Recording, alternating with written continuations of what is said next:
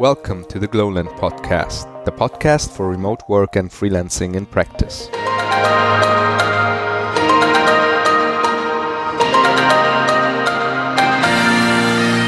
Welcome to this new episode of the Glolent podcast, the podcast about remote work and freelancing in practice. I'm happy to introduce Cyril in this podcast. Cyril is a member of our Glolent community. He was one of the first members. He's a friend of mine who actually brought me to Malaga, and I'm happy to welcome you to this podcast interview. Thanks for joining, Cyril. Thanks to you for inviting me. Do you have any information to tell about yourself? Let us know a little bit more about your occupation. You're a developer and you're working remotely, but how did you end up like this, and how did you manage to shift from a office job to remote work? Well, so I'm a DevOps, so do a lot of automation. I'm between a developer and system guy.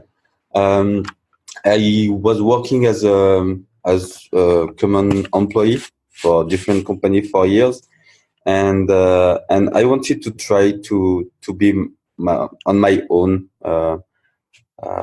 having less restriction with the company, not working the same way, not working with the same people, and less. You always have a boss, someone who tells you what to do, but you are not dependent on them. So that's why I wanted to change and feel better and free in a way of how I work. So that's okay, great. So you became a freelancer first, and then immediately you were allowed to work remotely, or did you have to go to some offices, or how was the process?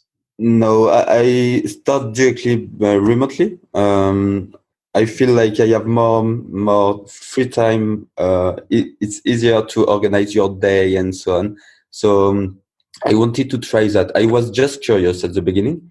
And when I was working here in Spain, in Malaga, I had to take the bus for 45 minutes to go to the office. And for me, it was losing time, 2 hours a day of bus. And instead of doing something else like sport, like hanging with friends or working on other projects. So I was curious to see how it works to work remotely, if it's hard, if I have to get used to it, but I wanted to know if I could handle it and if I was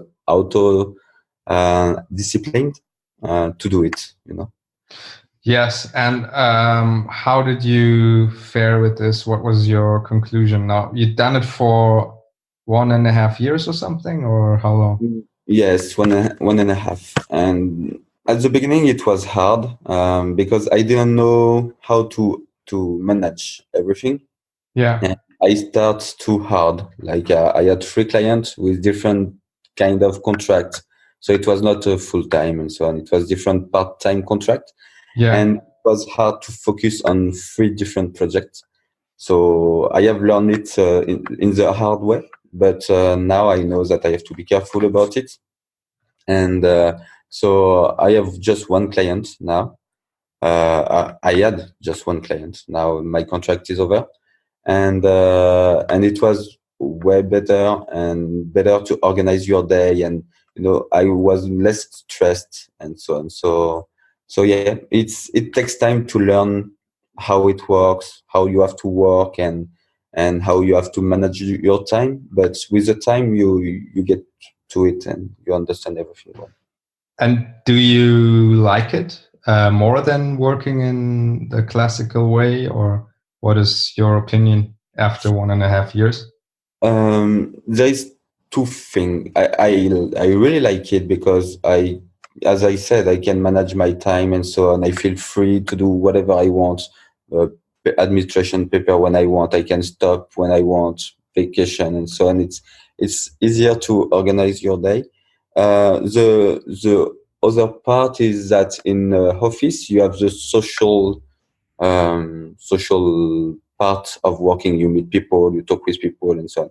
When you work remotely, you can work from a co-working space, but so far I don't do that. And I think if you want to socialize, you should go to a co-working space. But yeah, from now I'm just working from home, and I'm good with it. I'm good with it so far. Yeah.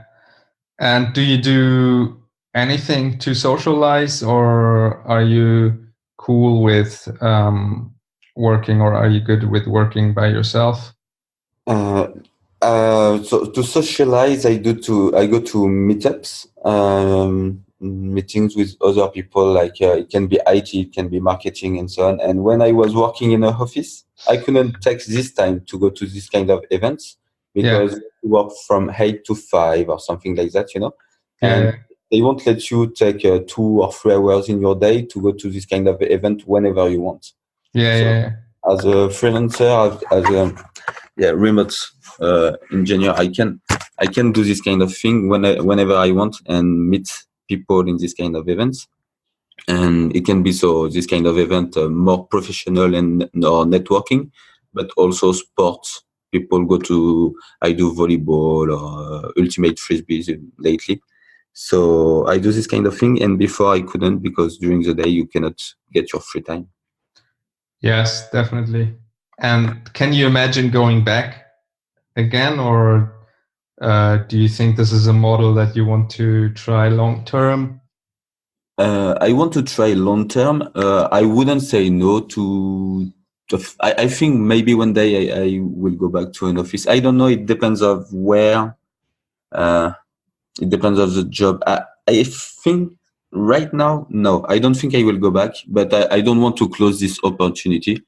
And yeah, but I'm glad to be like that, and I think I will keep doing like that long term and maybe forever. I don't know. You never know, yeah. But I feel a lot of people, once they kind of tasted the sweet taste of freedom, it's hard to go back.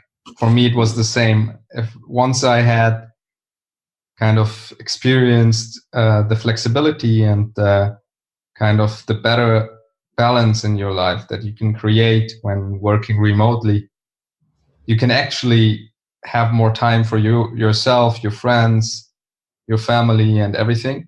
Yeah. Than working from 8 to 5 and going on a commute every day for 2 hours or something. That's a common thing. So most people don't have time for anything during the week. Yes. And yeah, this is very empowering, I feel. And a lot of people, once they had it, they're willing to make a compromise. Would you accept a compromise in terms of salary if someone told you you can earn 20-30% more if you come to the office every day, or someone told you, okay, if you want to work fully remotely, you will still get a decent salary, but it's 20-30% less? Yeah. Which one would you choose? I think I would choose remotely because it's not a matter of money. And actually, if the job, it's a job. So at one moment, maybe the job won't be nice to you, and so on. So it's not about salary. I think it's more about freedom and how you feel day to day. Yeah. And my story is also that my last experience was I had to work with one of my friends that told me, "Yeah, come with me." He was my boss, and come with me to my company, and you will see. You will because he knew that I wanted to be a freelancer, working remotely and so on. He told me, "Come in my company, and you will be able to work as you want, choose your time, and so on." I said, "Oh, great! I will do it then. I will come with you. I will have a normal contract. Yeah. I will choose my time and so on." And after 2 months, they told me, "No, Cyril, it's not possible anymore like that. You have to have your schedule, fixed schedule and so on." So that's why I don't think I will go back to a company, because even if they try to sell you something great, something that looks beautiful, at the end, they will say, "Fine, it's going to be a lie," or something like that. So I prefer to be free. And if I want to quit, it's easier to quit a freelance contract. It's more mental to say that, but I feel like it's easier to say to a client that you want to stop the contract.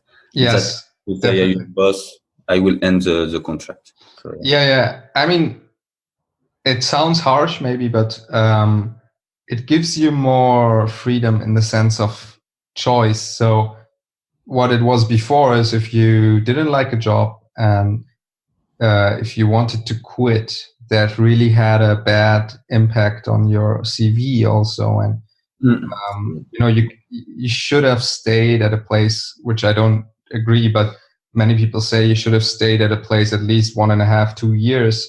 Yes. Do not make a bad impression, because if you hop jobs too often, then you might seem like a bad hire for the next employer. Yes, exactly.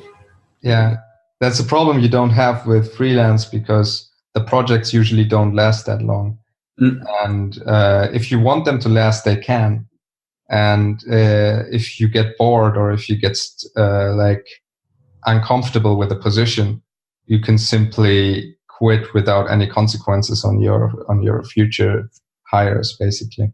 Yeah, and I feel like it's also cultural stuff to be in a company and trying to stay very long time in the same company. And if you change, you have to quickly find another company to stay a long time. When you are freelancer, you don't think that way, and even small contract is enough for you, and you don't need to find a new client directly after your previous client. I feel like it's less relaxed to be. Yeah.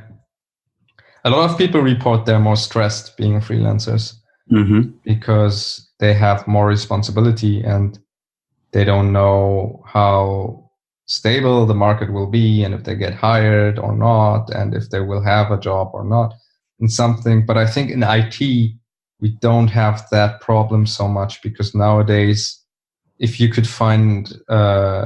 wanted to find a job, you could do so in a short time frame, I think. Yeah. In most sectors in IT. And if you're willing to compromise on certain things, you will not find the perfect gig probably, but you will find something to get by and to earn decent salary, decent hourly rate, basically. And yeah, I think in our industry, it's a good way to work as a freelancer because also the salaries are higher. The monthly income is higher than when you're an employee. Basically, most people earn double, and the freedom is better. And there are some downsides though. So to not be biased, let's talk about the negative sides. Do you feel like as a freelancer at clients, you get more responsibility in the sense of they treat you with a little bit more pressure and a little bit ask more of you than of the employees at the company? The two first clients, yes. That's why I quit with them and not with the last one. And the last one, no, it was like a normal employee. It was more relaxed, and that's why I enjoyed it. But no, I didn't feel. It's for the. I think for the employer, it's hard to know how I work and so on. So that's why they want to push a little bit to say, what are you doing now? I don't think it's a bad thing, but they need to have results as they don't see what we are doing. But, Yes, yeah. If you're working remotely, that might be a problem. So it depends on the company. I think if the company's whole team is working remotely, I've worked on projects where the whole team, the whole dev team is remote working. And that is a difference because I feel these companies are a lot better prepared than companies that have a mix. And they have the processes and the tools to make sure you always have enough work and enough output that they can measure basically if you work remotely. So I think it depends on the company. If they don't have processes for remote work, the best thing they can do is they can ask you all the time, what are you doing? And exactly. That's uncomfortable for both sides, I feel. Yeah, I did not have that. So we had a daily meeting just to talk about what we have done, if you get issues and so on. But most of the time, I mean, you don't need to talk. It's they see the result, and it depends on, we have tickets and so on to follow what we are doing. But yeah, it was not like asking every day. We had a meeting to share our point of view on different projects, so it was not stressful, and yeah, it was easygoing. Yeah, that's good. That's good. I think long term, it's better to have a relationship of trust to ensure that you're long term motivated. And in my case, I also feel like I'm going sometimes over what is expected of me, because I want to kind of live up to the trust that the client gives me. So if a client is trusting, I want to do my best work every day. And if I feel that a client is too suspicious and not appreciating the work I do, I don't like that atmosphere. And although I still want to be as professional as possible, I'm sure that my output is not the same as in the other case. Yes, and yeah, you point something here, saying that you go over the expectation and so on. Yeah. As a freelancer, remote freelancer, that's hard to do not do that. I mean, for me too, I'm always working more and so on. I want to finish a project as soon as possible, and because you're at home, it's hard. You have to try to get a scheduled time even in your place, because otherwise you will wake up, work all day long until midnight, and you won't see, when you start to work at home, it's easy to lose time. Yeah, exactly. Yeah, that's a problem, definitely, especially if you have a very high sense of responsibility and commitment. Exactly. Yeah, you need to find a good balance. And I think that's a good training to be a freelancer, to find balance, because you need that balance everywhere in life. And you need to train yourself to stay in that balance. But you see, for employer, it can be very benefit. Oh yeah, definitely. I know someone like that, they pay not less, but they pay normally, and the guy works twice what he should work. So yes, yeah, definitely. I mean, I think for employers, they also realize that basically people who are high achievers and who want to excel in their own craft, I feel not all, but a lot of them are self-employed and freelancing. Yep. And I think for employers, it's a really great pool of talent that they can plug into. And that's also what basically we try to do at Glolent. We try to find these people and find the companies that need them and match them, basically. So that's the whole idea of what we're doing. But I think it's a good opportunity, and it's going to get even more in the future. Do you think in the future remote work and freelancing will get even more popular, or what's your idea? What's your projection for the future?